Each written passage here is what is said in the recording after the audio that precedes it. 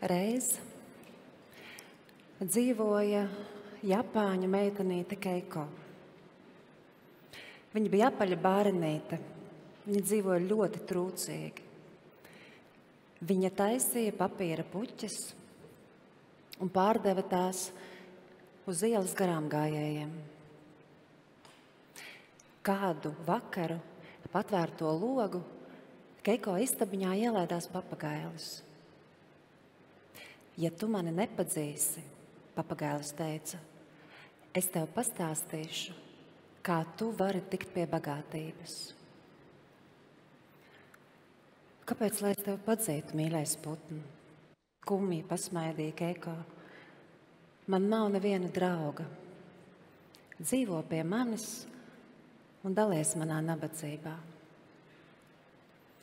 Un papagailis turpināja. Arī mana saimniece reiz pārdeva papīra puķes.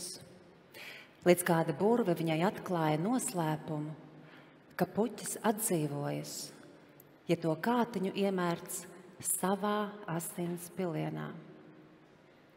Bet burve arī brīdināja, lai sargās iztērēt pēdējo lāsi, jo bez tās nav iespējams saglabāt dzīvību. Mīļo papagaili, dzīvo pie manis un esi mans padomdevējs, lūdza Keiko.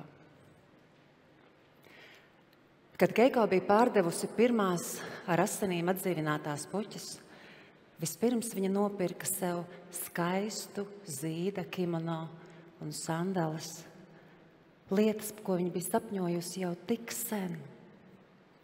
Viņa saņēma savus skaistos melnos matus, mezglā iesprauda tajos sarkanu rozi un nostājās pie kāda skatloga.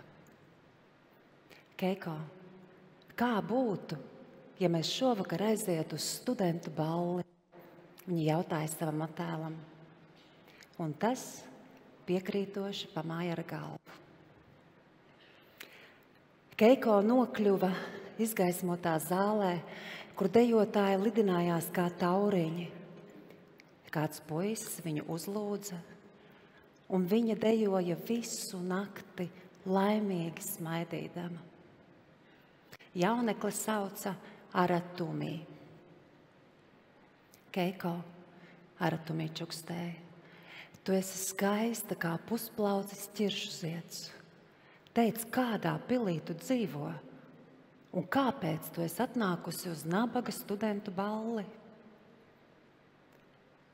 Keiko nespēja atzīties, ka pils viņai nemaz nav, ka viņa pārdod papīra puķes.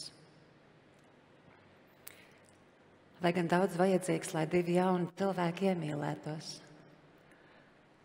Un Keiko sākās darba pilnas dienas.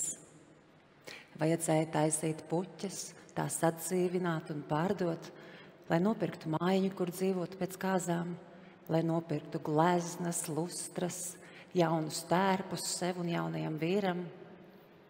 Keiko, kādu dienu viņu brīdināja papagailis, tu esi pavisam bāla, tev palicis pavisam maz asiņu, esi uzmanīga.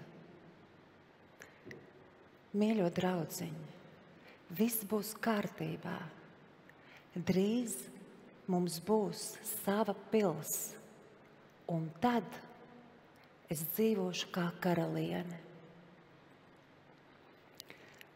Ziņas par Keiko darbiem bija pāršalkušas jūras un okeānus, un uz Japānu atbrauca slavenais puķu tirgotājs Magnols no Francijas. Viņš uzmeklēja Keiko un aicināja, lai meitene uztaisa un atdzīvina puķes ar saknēm. Kad Keiko bija pagatavojis sarežģītos ziedus, stumbru un ārkārtīgi smagās saknes, viņa bija tik piekususi. Viņai nebija spēka iedurt sev pirkstā, lai puķi atdzīvinātu. Keiko, griezīgi ķērts papagailis, tu nedrīksti atdot pēdējo asins lāsi. Keiko, sašutas kliedza magnolus. Man vajag sarkano puķi, tieši šo puķi ar saknēm, atdzīvini to man, un tu būsi stāvs bagāta. Keiko ar tumī purināja sievu aiz pleciem. Tu saproti, ko tas mums nozīmē? Tad mums būs pils, kuru tu jau sen man apsolīji.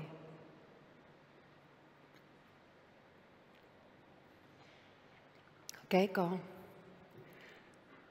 saņēmusi pēdējos spēkus, iedūra savā pirkstā un izspieda pēdējo asins pilienu, lai atdzīvinātu šo puķi. Aratumī uzcēla pili un apprecēja jaunu sievu.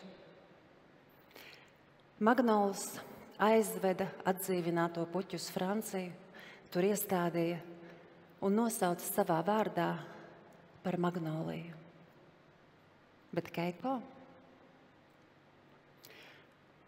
Par Keiko palika tikai šī pasaka. Tā noslēdzas Annas Sakses pasaka par Magnoliju.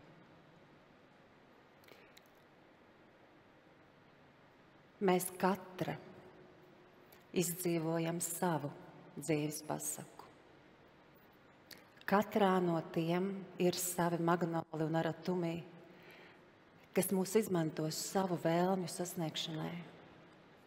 Katrā ir pa kādam papagailim, kurš klusi čukst vai skaļi kliedz, lai brīdinātu mūs par briesmām. Un, protams, Keiko, meitene, kas no papīra puķes uzbūra magnoliju. Cik bieži mēs atceramies un novērtējam tos cilvēkus mūsu dzīves pasakā, kas ir atdevuši savas asins lāses, lai mēs varētu ziedēt, lai mēs no papīra puķēm kļūtu par skaistiem, dzīviem magnolijas ziediem. Tā laikam ir pasaules skaistākā mīlestība, kas gatava radīt un palaist, reizēm iekšēji sadegot. Vēl vairāk, katrā no mums mīt visi šie tēli.